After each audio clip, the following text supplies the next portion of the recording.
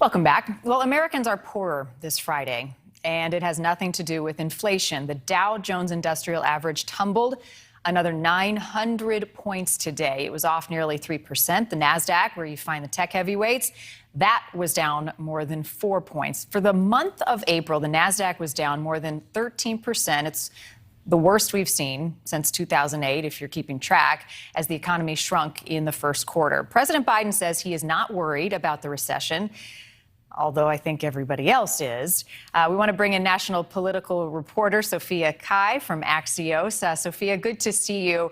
Presidents don't do well saddled with a recession. I want to play for people at home real quick the president talking about economic growth recently. I think what you're seeing is enormous growth in the country. No one is predicting a recession now. Some are predicting there may be a recession in 2023. All right, Sophia, pull back the curtain here. Help us read between the lines. The economy is going to be a problem for the president if things don't change. Yeah, absolutely. So we're coming into the midterms now, and Democrats are in a really tight spot. President Biden, at least, is blaming the first economic contraction since 2020 on so-called technical factors. It's a frustrating time for the White House, right? Because employment, consumer spending, and investment all remain strong, and yet it's a bad headline. His poll numbers depend to a large extent on feelings about the economy, and the GDP contraction is not going to help Biden, despite the good performance in some of these other areas. Yeah. And, it will have an effect on what's called the down ballot effect on Democratic voters in the upcoming election, because if the person at the top of the ballot, that's Biden, does not have great approval ratings, it may mean that voters will not turn out for the local and regional candidates further down the ballot. Even if it's Biden or any president, for that matter, who has little control over how things turn out economically. Sophia, I want to shift to the campaign trail here for a moment while we've got you. Former President Trump and Ohio Senate candidate J.D. Vance, I guess you could call them frenemies. They didn't used to like one another. Now Trump has endorsed Vance, giving him, for the moment, a lead in the polls there. A lot on the line, though, for former President Trump. What if J.D. Vance loses, Sophia? What does that mean for Donald Trump? So, the first thing I'll say is that the Ohio primary captures some of the open questions within the Republican Party at large. And as you mentioned, Trump has had an enormous influence since leaving office, but there are other groups that are really jostling. And one of them, J.D. Vance, was recently endorsed by Trump. And I think, to your point, if he loses, well, we're going to have to turn to other candidates. Another candidate, which is Josh Mandel, he is being backed by prominent conservative organization Club for Growth. And they recently released an ad explicitly targeting and criticizing Trump. And that's really significant.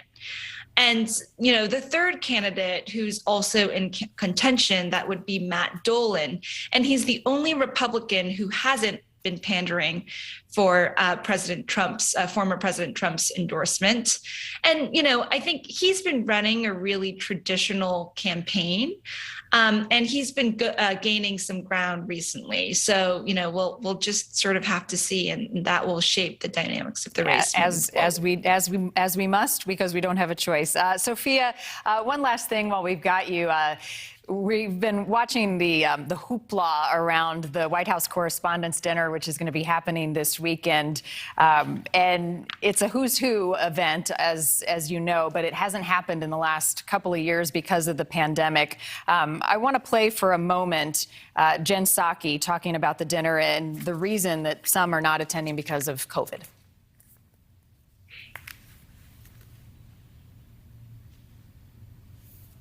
We also took additional steps. He's not attending the dinner portion. He's coming for the program. And he will likely wear a mask when he's not speaking. And then he's, of course, sitting on the dais up in the front. So the interaction, he's not attending any of the receptions or anything along those lines either. What do we do with this?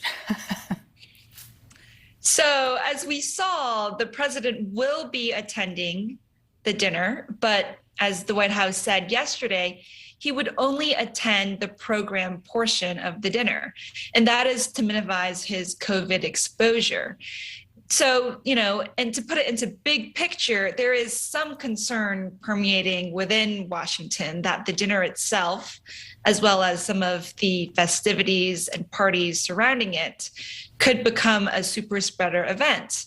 And, that was the case with the Gridiron Dinner when dozens of White House officials and members of Congress tested positive afterwards. And there are more precautions this time around.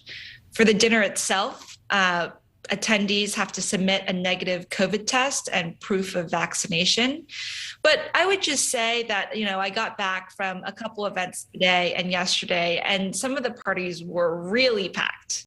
Thanks for watching. Click the red subscribe button below so you can get more of NewsNation's fact-driven, unbiased coverage.